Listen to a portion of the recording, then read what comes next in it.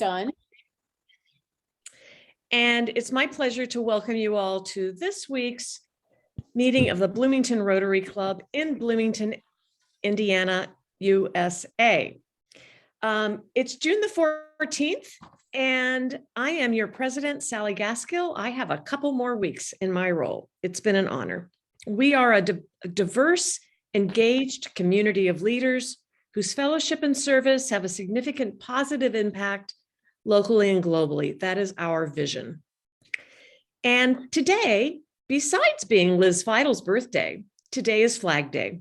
The holiday commemorates the date in 1777 when the United States approved the design for our first national flag. And while we kind of don't think anymore that Betsy Ross created that first flag or sewed it, we do know that she did make flags for the Navy in Pennsylvania during the American Revolution. Today is also the 247th anniversary of the founding of the U.S. Army. And I want to recognize and thank all of our veterans today and ask that you unmute yourselves and lead us in the Pledge of Allegiance, which everyone is invited to join in. I pledge allegiance to the flag, of the United States of America, and to the republic for which it stands, one nation, under God, indivisible, liberty, and justice for all. Thank you very much. And now I'd like to turn things over to Charlotte Sitlow, who will deliver today's reflection.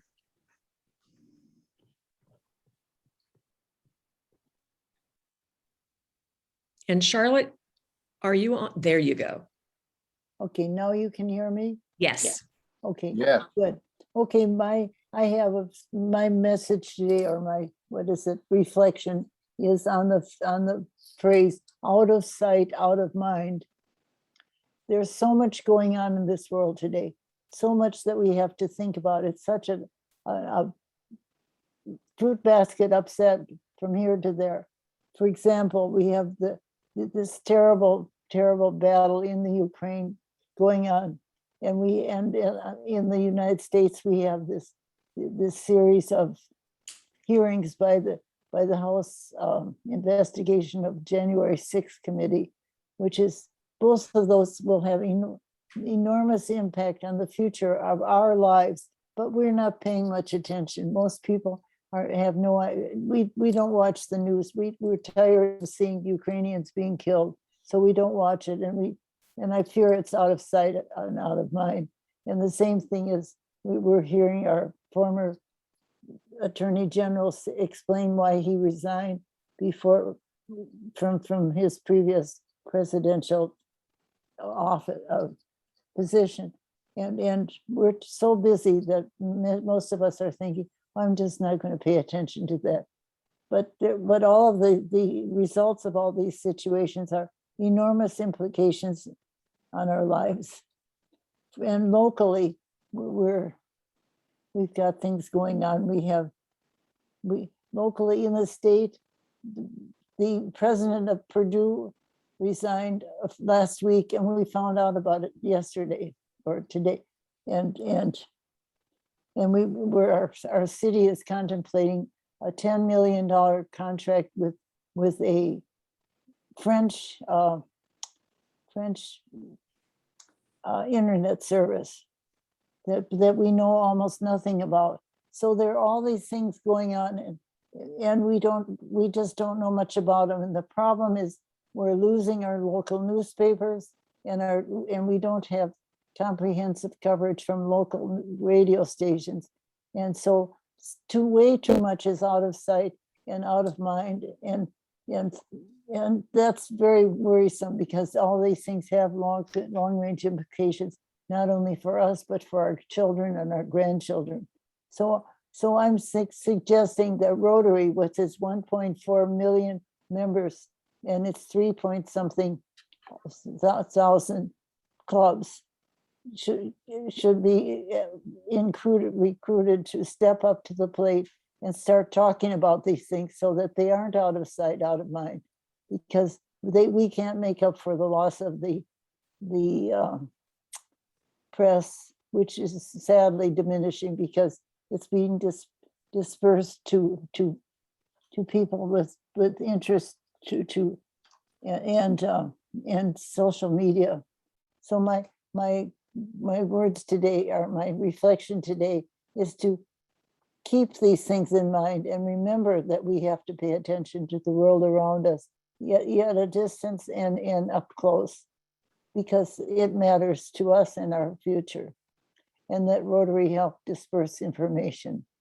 Okay, thank you, and I'm looking forward to the speech today, because we're going to learn a lot about things that are out of sight and out of mind, I'm afraid. Thank you. Thank you, Charlotte. And here, words to live by. Each of us as Rotarians are community leaders, and it is up to us to be involved and act up when necessary. Yes. We have a number of guests today whom I'd like to introduce along with Joy's help. Most of you are guests of Jim Bright. Thank you, Jim. I'd like to recognize Joe Dixon, Jim Bright's neighbor, retired U.S. Army veteran. I don't know is that redundant, retired veteran. Michael Laros, two people from Michigan, Dee McVey, who's director of Samaritas Detroit, the Michigan counterpart of Exodus, and David Willop from the Plymouth, Michigan Rotary Club. So visiting Rotarian, welcome. Who else do we have? I think that's everybody, and I'm glad you mentioned Mike Laros, our fellow Rotarian from from the Brown County Rotary Club. And then there's someone whose phone number, but if you're a guest, we welcome you. If your phone number 812-240-4752 and you're a guest, we welcome you.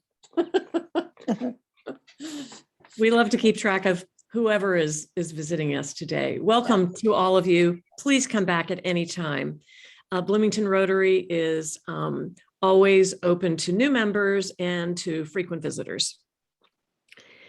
And most of the time we meet in person and on Zoom. So there's that. Okay. I want to thank our Zoom producers, Natalie Blaze, Joy Harder, and Michael Shermas, who all show up early. This week's roundabout reporter is Susie Graham. Thank you, Susie. And I want to thank in particular everybody this month, because each of you volunteered to do an extra date. June was an open month. And when Judy Schroeder reached out, those of you doing the work this month volunteered. So thanks especially to you. Liz Feidel, it is your birthday today. Happy Flag Day birthday. We have several other upcoming birthdays. Jim Harvey and Marshall Goss are on June 20th, as is Peter Croner, June the 20th. And we have one member anniversary this week. And well, unfortunately, it's for a departing member, and it's Gil Souza, who's been a member of our club for 3 years. He's a professor at the Kelly School, but he was recruited for a distinguished professorship at the University of Tennessee, and therefore is going to be leaving our club, but joining Rotary in, I believe it's Knoxville, Tennessee. Knoxville. I have a few announcements, and then we're going to do happy dollars. So think about being happy.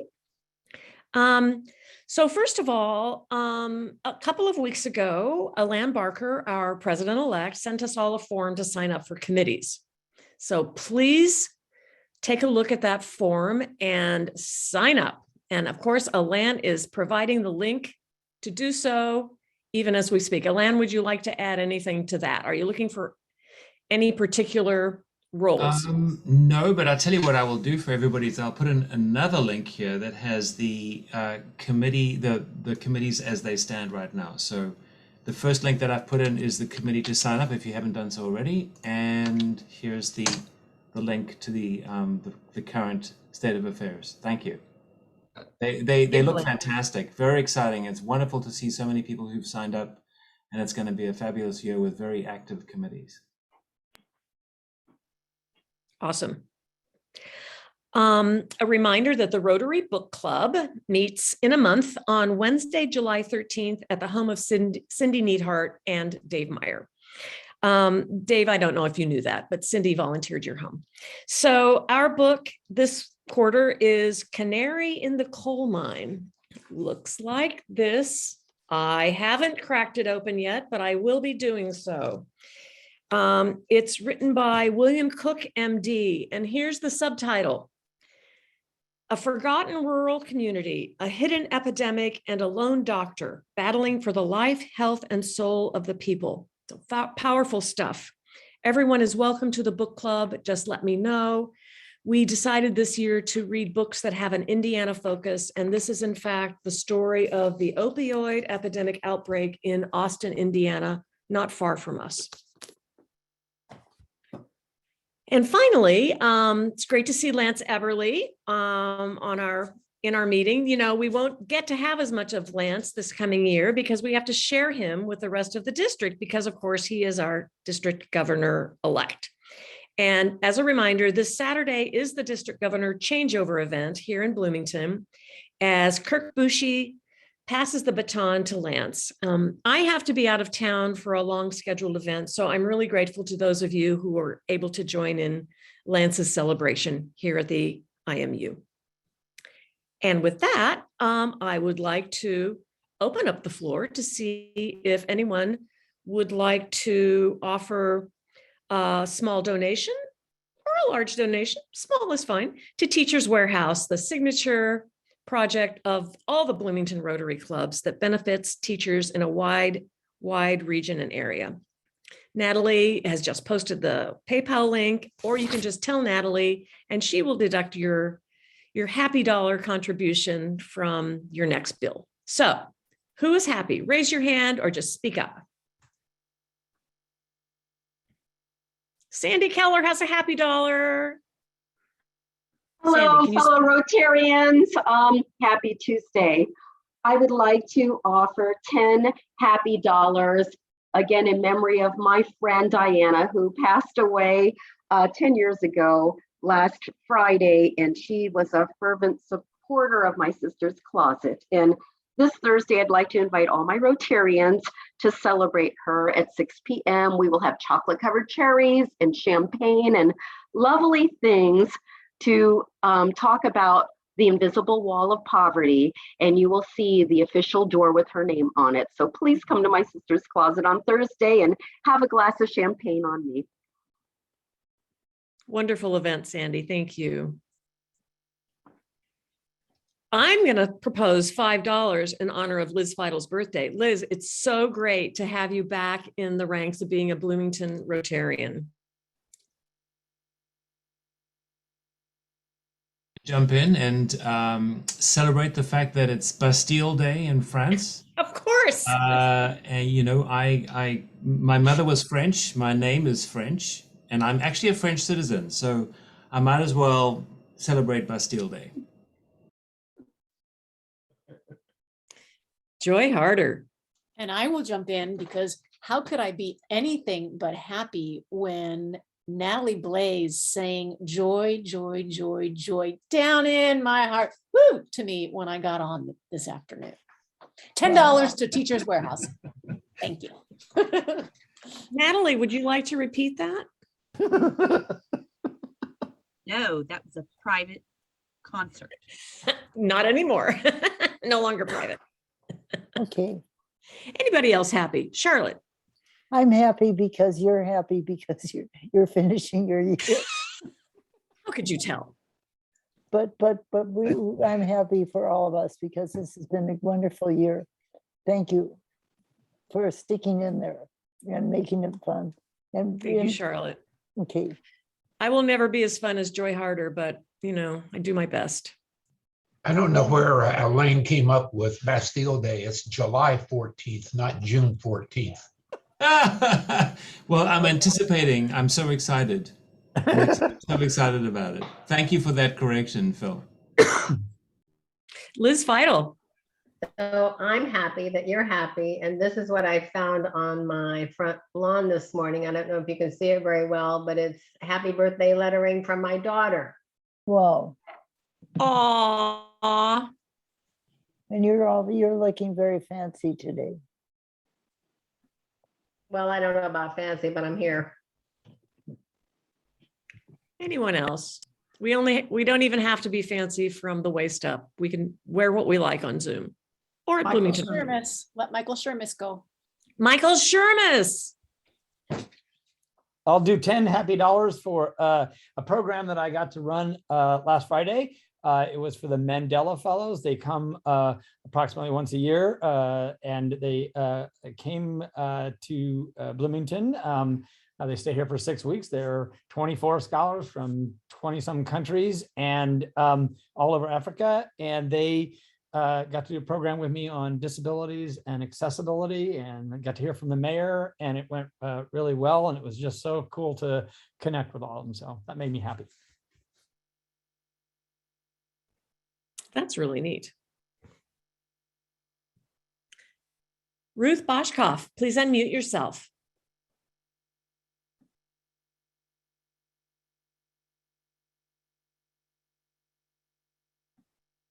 Yes. Yes. Okay. I'm happy for my granddaughter, my wonderful granddaughter who just got a job at University of Virginia to start a program for children. She's a speech therapist and she's very talented working with children. So I'm happy that she's in the place where she should be. I think $15 for that happiness. Thank you, Ruth. Thank you for your generosity. Teachers Warehouse benefits from our happy dollars, that's for sure. If no one else is happy, I'll close with one more bit of happiness, which I get to do because I'm facilitating the happy dollars. I am happy because this weekend, in addition to being Lance's changeover, is our annual new federal holiday called Juneteenth.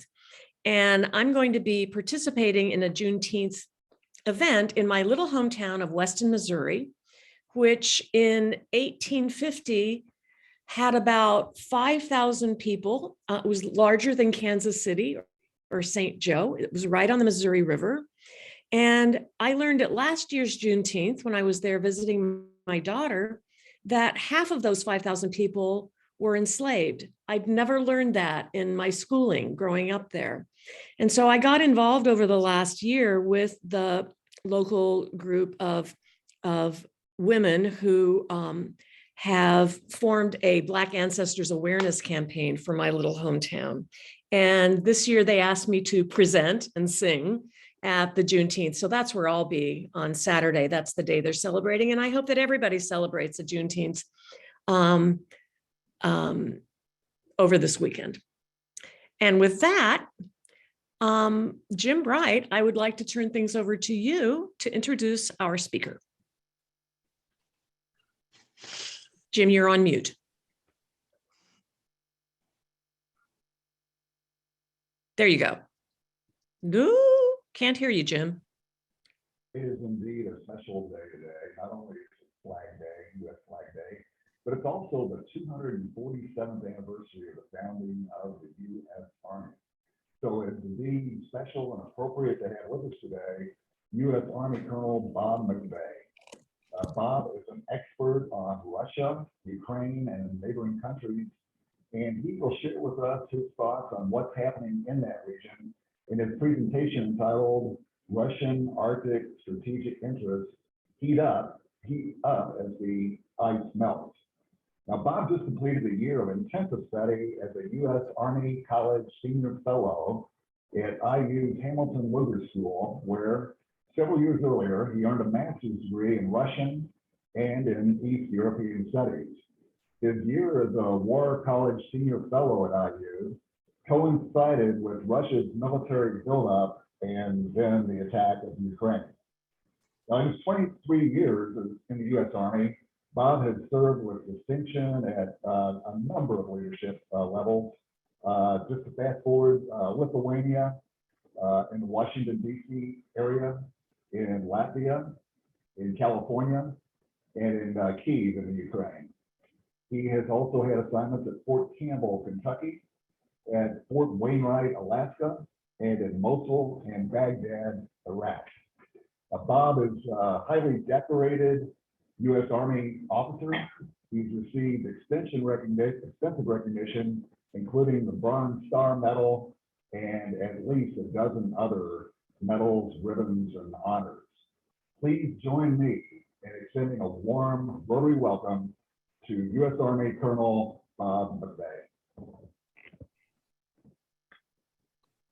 Well, thank you, Jim. I really appreciate that. That was a very flattering and generous introduction. So I'm going to share my screen here, get the slides up, and we're going to go through kind of the presentation, and I'll make sure that I'll leave plenty of time for questions and answers at the end. Oops.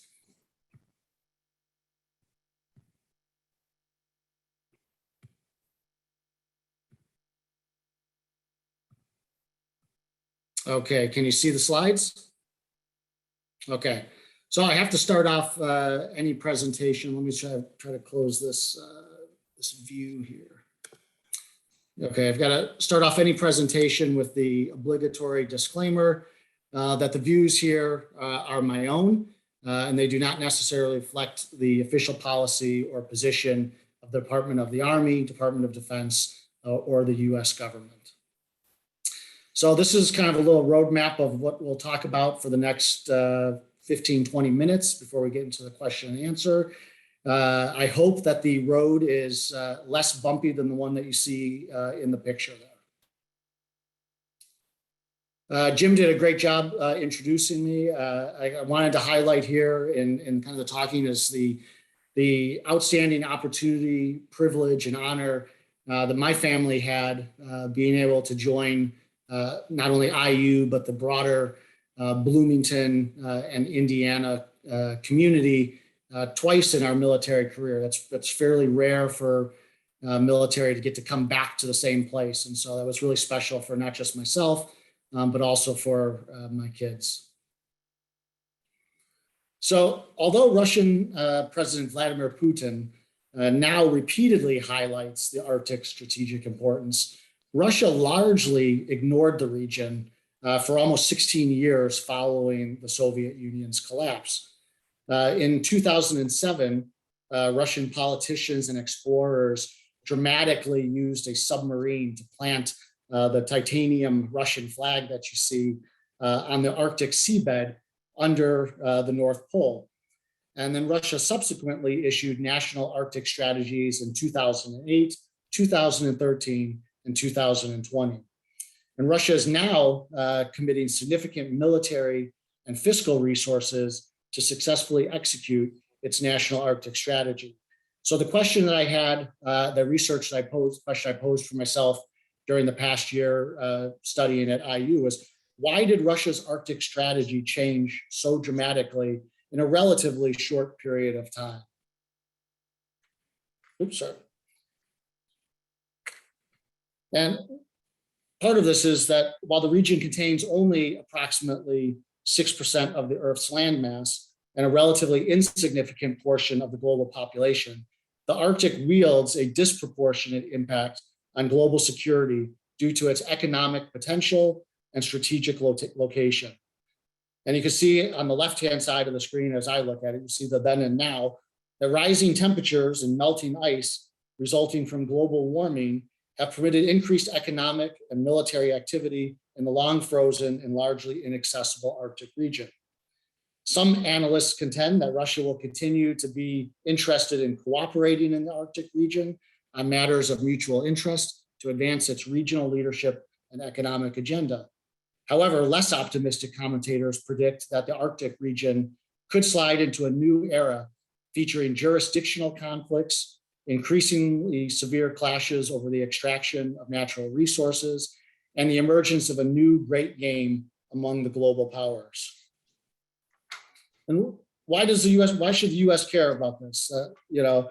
I argue that understanding Russian strategic interests in the Arctic is important to US policymakers because significant international threats to US national security still emanate from Russia.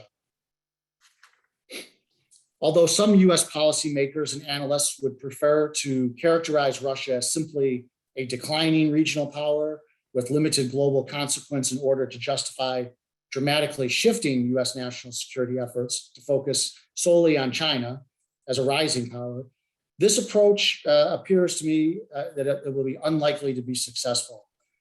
And I argue that rather US policymakers should acknowledge the long-term perspective of Russia, not as a declining power, but as a persistent one, willing and able to threaten US national security interests globally and specifically within the Arctic. So what are Russia's strategic interests in the Arctic? Well, I start off with looking at their economic interests. Russia clearly views the Arctic as strategically important for promoting, pursuing, and protecting its economic interests. Russia's Arctic region will be critical for its economic survival over the next 30 years. The Arctic accounts for nearly 20% of Russia's GDP, 22% of its exports, and more than 10% of all investment in Russia. With respect to the Arctic, Russia is aggressively pursuing strategic economic objectives in 3 important sectors, and we'll work from left to right across the screen. We're going to look at the energy resources and minerals, transportation, and food security. If you look at the far left of the screen, you can see that Russia's energy industry is the largest single economic stakeholder pursuing Arctic regional development. Russia's economic security is inextricably linked to its energy industry, with oil and natural gas accounting for as much as 60% of Russia's export revenues and upward of 30% of its federal budget. Experts estimate that the Russian Arctic may contain more than 85.1 trillion cubic meters of natural gas and 17.3 billion tons of oil, including gas condensate. While most current Russian crude oil production revolves around the West Siberia and Urals Volga regions, the Russian Arctic will play a critical role in the country's future production, as it contains the greatest portion of Russia's undiscovered oil and natural gas resources. And the potential benefits are so critical to Russia's economic security and great power status that Russia is not dissuaded by the technological challenges and projected high costs of discovering, extracting, and bringing to market Arctic offshore oil and natural gas resources. And then in addition to oil and natural gas, the Russian Arctic is also an important source of rare earth metals that are key components of advanced and emerging technologies. We turn to the upper right of the screen. You can see that although oil and natural gas extraction is by far the leading driver, Russia is pursuing strategic economic interests in the Arctic, not only by exploiting energy resources and minerals, but also by increasing utilization of the strategically important Northern Sea Route. The rapidly melting Arctic ice has some analysts touting the Northern Sea Route's commercial viability because the shipping route distances could be reduced by as much as 40%. If you see the blue route that's on the north, that's the Northern Sea Route on that map. And that 40% reduction is in comparison to the red Suez Canal route. Most products are manufactured in China. Those products then get shipped to Europe or to the United States. And if you look just at that Suez and the Northern Sea Route, that's a 40% reduction. This would greatly reduce both the shipping times and the costs. However, other experts question the Northern Sea Route's commercial importance due to naturally occurring draft limitations and Russian-imposed transit fees and strict regulations. Undeterred by less optimistic predictions, Putin officially established the goal of increasing Northern Sea Route shipments from 31.5 million tons in 2019 to 130 million tons by 2035. And while he's unlikely to achieve this lofty goal, any increased Northern Sea Route shipping will bring considerable economic benefits to Russia's Arctic and will allow Russia to exert significant influence over one of the leading global economic drivers, international shipping. If you look on the bottom right of this screen, you see that in addition to energy resources, minerals, and transportation, the Arctic's melting ice provides Russia with an important opportunity to improve its food security through food source diversification. An already critical food source, Russia's Arctic waters currently account for nearly 33% of its annual fish harvest. Russia anticipates that changing climate conditions will permit increased commercial fishing in its Arctic waters. Possible increased fishing harvest from the Arctic not only could reduce Russian reliance on food imports, but also could increase Russian fish exports that would then be transported abroad via the Northern Sea Route. Why has Russia failed to reform its economy? This is one that I had the great opportunity to delve into with an outstanding IU professor who teaches one of the only courses offered in the US on transitioning Soviet economy. And we looked at why Russia has failed to reform, has failed to diversify its economy, and has been forced to double down on its oil and natural gas extraction, which increases the Arctic's importance to Russia because it can't diversify its economy because of three main factors: state capitalism, corruption, and weak institutions. And we're moving from left to right. And if you see on the left to right, this is part of my larger paper. Some academics look at the natural resources and the resource curse as an opportunity of why Russia has failed. And I reject that as a reason and offer up that it's state capitalism, corruption, and weak institutions that have failed, have prevented Russia from reforming instead of natural resource curse. The rise of Russian state capitalism started following the 2003 arrest of Mikhail Khodorkovsky and the subsequent seizure of his oil company, Yukos, by the Rosneft state-owned enterprise. Russian state capitalism is especially inefficient and dysfunctional as it forgoes competition, investment, technological development, and entrepreneurship in pursuit of political control, social mitigation, and personal enrichment of Putin and his cronies. Russian oil and natural gas state-owned enterprises have expanded because Putin has used economic and legal institutions to facilitate corporate raiding and asset grabbing that seized private enterprises with illegal assistance from law enforcement agencies. The purpose of Russian state capitalism is to consolidate power and to personally enrich Putin and his cronies rather than to further economic efficiency. Corruption. Russia's multiple economic reform efforts have failed to diversify its economy, not only because of the ideology of state capitalism, but also due to its continued rampant and ever-increasing centralized grand corruption. Some observers highlight that although state capitalism is Russia's stated ideology, the regime's true goals are personal enrichment and power. Historians describe Russia's current economic strategy as primarily focused on strengthening central authority and ensuring that Putin and his cronies have the power and money to enforce their will, while simultaneously preventing popular discontent and relying on private industries to spearhead economic growth, as long as it does not interfere with other priorities. And other Russian experts note that Putin and his cronies are committed to a life of looting without parallel. Finally, I look at weak institutions. And so in addition to state capitalism and corruption, Russia's repeated economic reform efforts have failed to diversify its economy due to weak institutions. Poor institutional quality plays a central role in preventing capital investment, technology, and human capital from adequately contributing to Russian economic growth. The most problematic weak institution in Russia for the rule of law and the economic business environment is the court system, since the lack of fair, impartial, and independent courts allows for illegal corporate raiding and asset grabbing because neither property rights can be protected nor contracts enforced.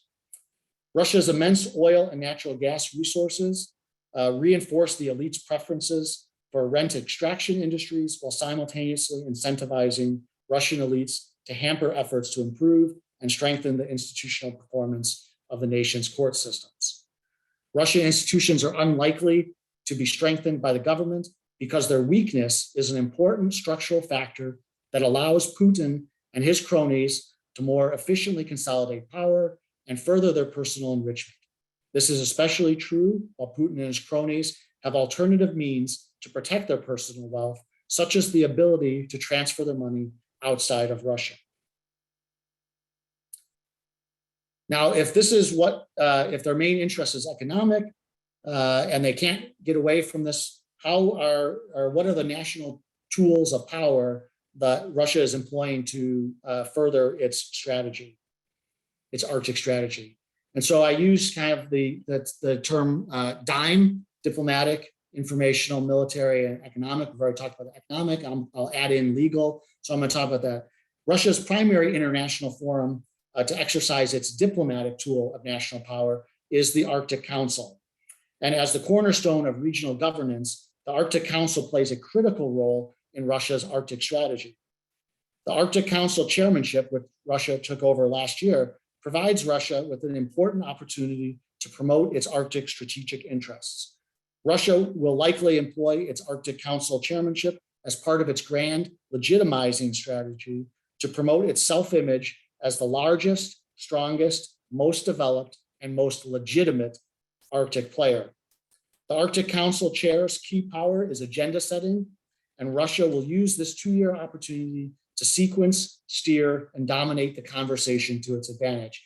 I do have to highlight that following Russia's continued invasion of Ukraine, the other 7 member states have suspended their participation in the Arctic Council.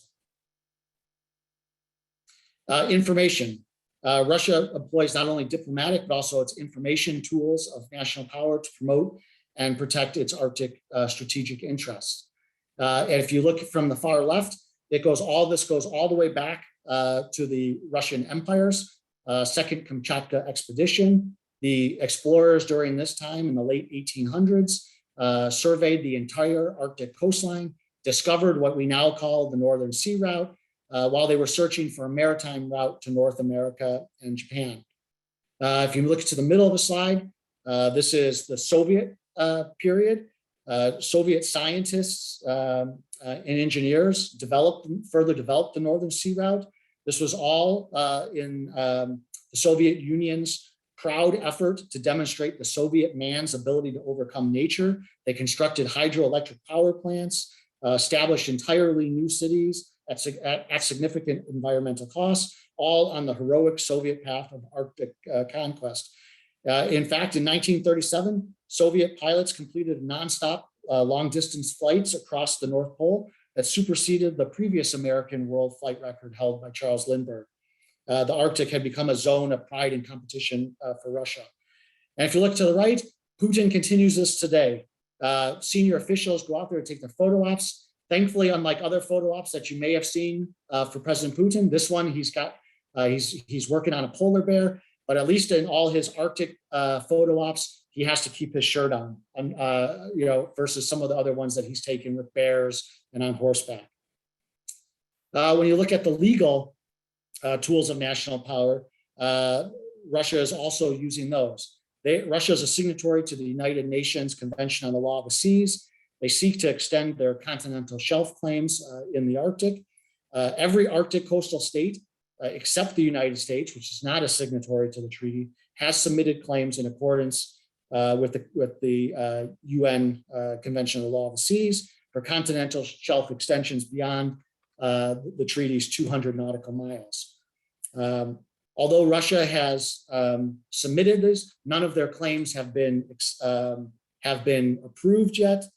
But the mere fact that Russia has continuing to work through this, when their claims come back unaffirmed, they submit additional documentation as described by the law. All of this is showing Russia's willingness to work within the legal tool of national power, and then they are protecting and promoting its Arctic strategic interests through a broader legitimization strategy. What's most concerning to some is Russia's use of the military in the Arctic. I see this as two distinct Arctic features. One of Russia's Arctic in the east. In the Eastern Arctic, Russia has prioritized renovating airfields, investing in search and rescue capabilities, building radar stations to improve air and maritime domain awareness. They're providing facilities that could provide both military command and control while also controlling civilian air traffic and providing meteorological data to ships in the region. These developments are particularly important to Russia's ability to detect, track, and coordinate air and maritime activity, as well as respond appropriately to emergency situations. And just to be clear, if you look at the map that's on the left, when I'm talking about the Eastern Arctic, I'm talking about from the south or from the center of Russia towards Alaska. So that would be the eastern portion. In sharp contrast to the Eastern Arctic, Russia's military presence in its Western Arctic region consists of the nation's most advanced defensive and potentially offensive capabilities. In 2017, Russia announced the completed construction of a military base on Alexandria Land Island. The strategic importance to national defense and Arctic presence of which dates back to the Cold War's early days. Western Arctic defenses are focused primarily on protecting the Northern Fleet, which commands Russian nuclear second strike capabilities and secures Russia's northern coastline. Simultaneously, with improving its defenses, Russia is developing, deploying, and exercising its most advanced offensive capabilities in the Western Russian Arctic region. Recent Russian tests of hypersonic cruise missiles, nuclear-powered undersea drones, and long-range precision munitions have resulted in some NATO allies calling for the development of a comprehensive strategy to address Russian activities. The US Army's new Arctic strategy concludes that Russian military developments in the region are by far the most advanced driver of great power competition. And although concerns remain about Russia's ability to project power and to restrict US and NATO regional access, increased Russian Arctic military presence is pursued largely to protect Russia's growing strategic economic interests in the region. And then, so what I did is over the year, I looked at if, my argument that Russia's primary interest in the Arctic is economic based. They're pursuing their Arctic strategy using diplomatic, information, legal, and military tools. I looked at the US Army's recently released Arctic strategy, and I tried to make what would be the implications then for that. And I looked at it very specifically as an Army FAO, an Army Foreign Area Officer. I really looked at security cooperation in the region. The strategy, the Army's Arctic strategy includes force posture, force development, manning and equipping recommendations. And I left all of that portion of it to the Army's experts on that. I would like to say that the Army US Army's not only demonstrated the importance of the Arctic by releasing this new Arctic dominance, but just recently on the anniversary of D-Day, the Army brought back to Alaska, reflagged and reconstituted the 11th Airborne Division. And so it's an Airborne Arctic Division. And that really is a sign, not only symbolic, but it's a sign of the importance that the Army is placing on the region. So I won't go into many of my, unless there's questions on specifically the implications that I found for the Army's strategy, but I now open up the floor for question and answers. Colonel McVey, thank you very much. There are several questions in the chat. If you'd like to start with those, would you like me to read them? Yeah, I'd appreciate that. Thanks. Sure. Vladimir Putin has used history to justify the Russian invasion of Ukraine. Is his history correct? And if not, why? I'd say it's irrelevant. His history, Putin, along with many of Russian elites, will use whatever justification he needs at the time. and he's not really looking for a justification. He's going to take actions on it. So whatever cause and they want to do, if they've made up the decision, Russia has made up the decision to do it, they will do it and come up with reasons why they should do it. And those reasons do not have to be coherent. They don't have to be comprehensive, and they don't have to be consistent. So simultaneously, to one audience, Putin and Russian leadership will justify actions out of one side of their mouth, and later that day, in the same speech, they're not consistent even. So I shouldn't even say to different audiences. There's no consistency. It's absolutely irrelevant to the Russian leadership.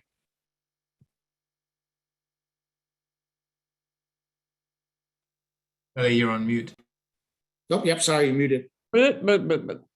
Another Ukraine-related question. If you had a crystal ball, what do you think would be the outcome, will be the outcome of the Russian-Ukrainian conflict? That's a great question. That's a $1 million plus question. A lot of people are thinking about it. I have to admit that, having, I've been an officer in the Army for 23 years. I was enlisted for a couple of years before that. And I've really, about the last 12 to 13 years, the Army has asked me to really focus and spend a lot of my time on looking at Russia. And getting to know many of the other academic and policymaker experts that are also looking at the region. I will tell you that nobody predicted that Russia was going to invade Ukraine at this point, re-invade Ukraine, because there was a war going on since 2014. Let's not, when I was serving in Latvia and serving in Lithuania. Lithuania was great partner to not only the U.S. but also to Ukraine. They had a wounded warrior center, and every week, wounded Ukrainian warriors were coming to Lithuania to get a little bit of rest and relaxation before they had to go back to the fight. So I really, that's really hard to kind of say what the end game will be. I think the most important thing, which is seems to be going on right now, and I hope it continues, which has not always been the case historically, is that you have, oftentimes we may have great powers that come in and settle a dispute without an actual participant in the battle being consulted. I was mentioning before this, I have Polish heritage. That there's been the respect for Poland multiple times in its history, where wars and the boundaries of Poland were decided without having Poland leadership at the table. And so I think that we're very lucky to have President Zelensky being kind of the right politician for Ukraine at the right time. And I think he's ensuring that the Ukrainian voice is being heard, and there cannot be a conclusion to this until both sides, both Russia and Ukraine, are ready to settle this. This cannot be settled by third parties. Thank you. Another interesting question. What is Iran's role in Russia's long-term plans? That, Iran's role, so Iran is, again, where Russia is facing this right now, as far as being looking for opportunities to conduct economic activity under the radar of imposed sanctions. And so, Russia had done within the last decade, last 20 years, I'd say, had worked on some nuclear power plant opportunities and had played role in the Joint Comprehensive Plan of Action, had been important in bringing Iran on board. I would say that prior to this most recent Russian invasion in Ukraine, Russia actually played played almost a soft brake pedal in Iran, because Iran had proven to be a less than trustworthy ally. So Russia was hedging its bets in Iran. I think that with the U.S. withdrawal from Afghanistan, Russia will take more interest in the Central Asian region, which includes Iran, because Russia is very concerned. And this had been an area, one of the very, very rare areas where there was U.S.-Russian cooperation. It was on the spread of Islamic fundamentalism and terrorism, violent extremist organizations through Central Asia and through the Middle East, which Russia borders. So Russia has fought a war, and in the early 2000s fought 2 wars in Chechnya, shares a border with that. So Russia will continue to play. I think that what this does in light of the Ukrainian and the kind of Russian isolation is it's going to push Iran and Russia closer together in the short term. Okay. When the other Arctic Circle members withdraw, what is the impact on Russia's strategy and plans for expanding their interests? So just to clarify, no member state withdrew from the Arctic Council. All the 7 other member states only suspended their participation in the Arctic Council, and that is extremely disruptive to Russia's, on one hand, on Russia's strategy. Again, this comes back to the history portion of it. So, as far as Russia using history to justify, Russia is still going to pursue its economic interests in the Arctic. The diplomatic tool of national power was just one opportunity for them to legitimize their economic and military buildup in the region through diplomatic means. Russia's still going to go through what is most hurting Russia's Arctic strategy are the sanctions. So you had not only BP, you've had Exxon, we had Mobil, all of these companies, at least right now, have suspended their Arctic interests, some of them at the cost of billions of dollars to them to do this. Russia does not have the technological means to extract and bring to market the Arctic offshore oil and natural gas resources without the technological expertise of the Western companies. And so that will be devastating for them. We've got 2 more Zoom chat questions for you. How would you assess the effectiveness of Ukraine's military effort to counter the Russian forces? Again, I don't think that anyone could have predicted the esprit de corps, the morale that Ukrainian forces have brought to the fight. Now, should we have anticipated that?